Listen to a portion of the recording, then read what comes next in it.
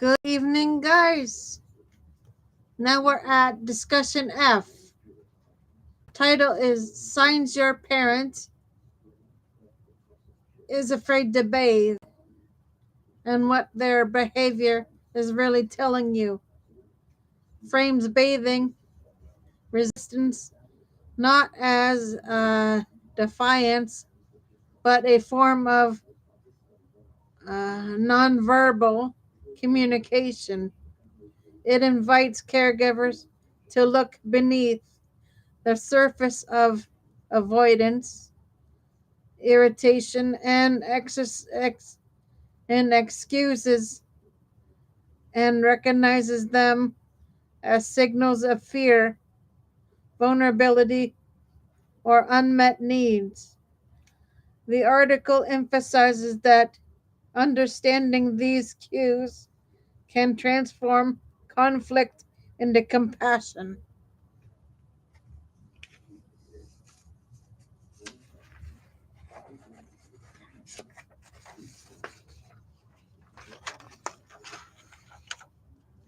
The author and perspective.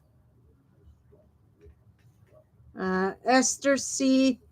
Kane, CAPS,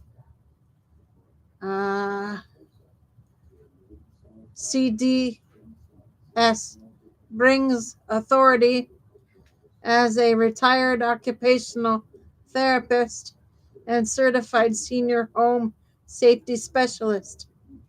Her perspective is rooted in decades of observing how physical environments, cognitive changes, and emotional states interact with in daily routines. She approaches bathing reluctance with a practical safety first lens, but also with sensitivity to dignity and autonomy. Her advice blends clinical insight with the lived realities of caregiving.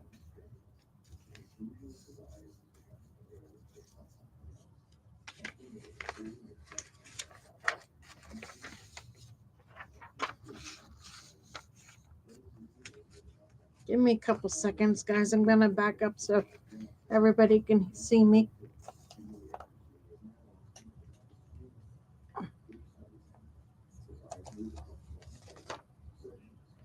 I'm going to fix my gear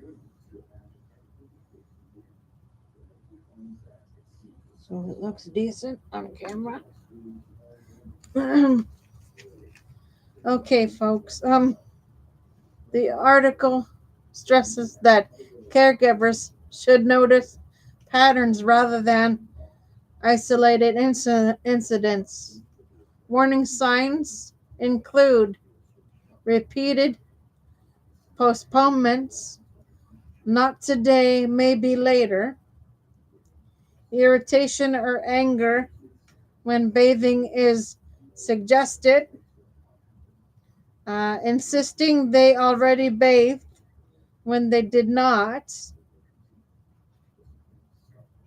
freezing at the tub edge or gripping fixtures tightly, panic or distress when water is turned on. Okay. Most of the time, folks, that happens with people with dementia and memory issues or brain injuries. So keep that in mind for people's FYI, please. Instead of getting angry with folks. Okay, avoiding the bathroom altogether, wearing the same clothes for days at a time. These behaviors, when consistent, are protective strategies, attempts to avoid a situation that feels unsafe or overwhelming. What those behaviors usually mean. The underlying causes are often hidden, hidden but predictable, fear of falling, the most common driver, especially after a slip or hospitalization.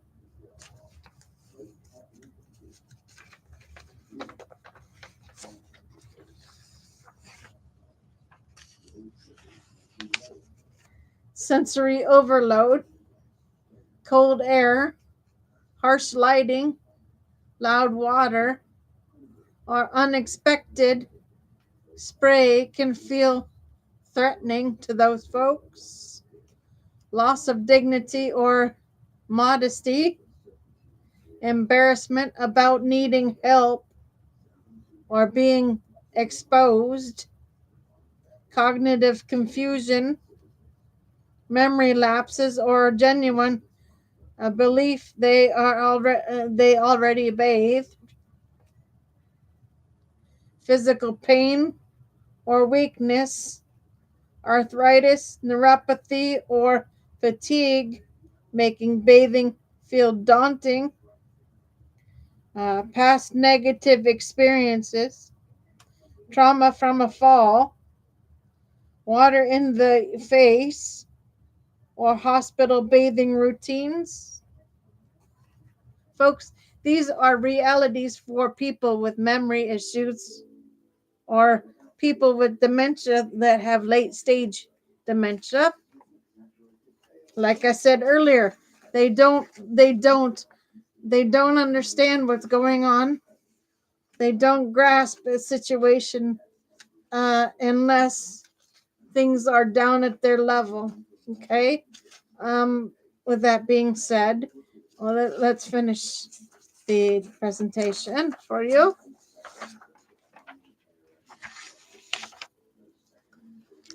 The article reframes these behaviors as messages of fear and discomfort, not laziness or stubbornness. Like I said before, you have to dig deep to see where the issue is in their world, meaning you have to put yourself in their reality for 5 seconds in order to realize what is going on with their brain. You know, it's not easy dealing with a dementia person, first of all. You have to put yourself in their reality to see where they're at for that moment. Okay? Because their reality changes every 5 seconds. Okay? With that being said, let's finish. Practical practical dignity first responses.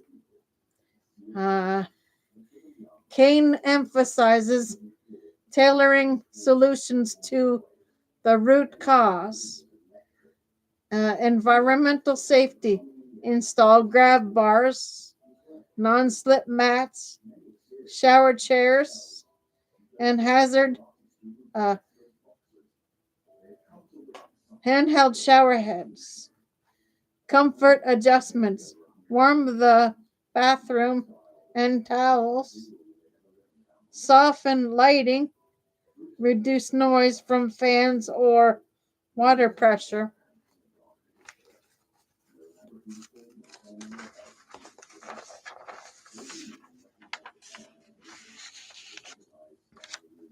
Language and routine. Use gentle, non corrective phrases. Let's freshen up. Offer choices and break tasks into simple steps. Alternatives on successful days. Use non uh, rinse wipes, sponge baths, or partial bathing to maintain hygiene without escalating fear.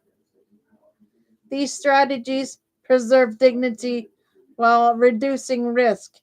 Shift the focus from compliance to comfort. When to seek professional help. The article cautions that sudden or escalating bath Bathing fear may signal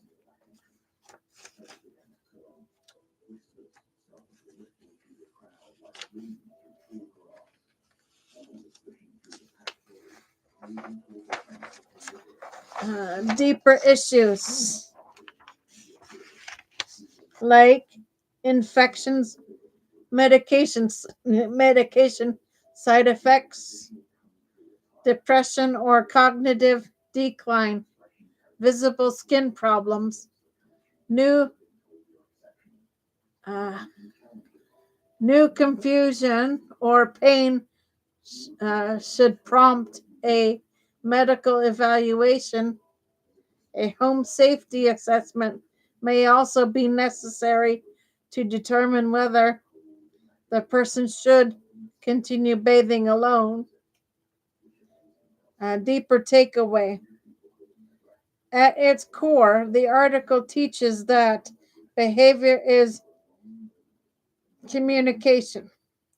Bathing avoidance is not misbehavior, but a plea for safety, dignity, and a reassurance. By decoding these signs, caregivers can respond with empathy, adapt environments, and protect both physical health and emotional well being, recognizing fear as the hidden driver transforms transforms bathing from a battleground into an opportunity for trust and care.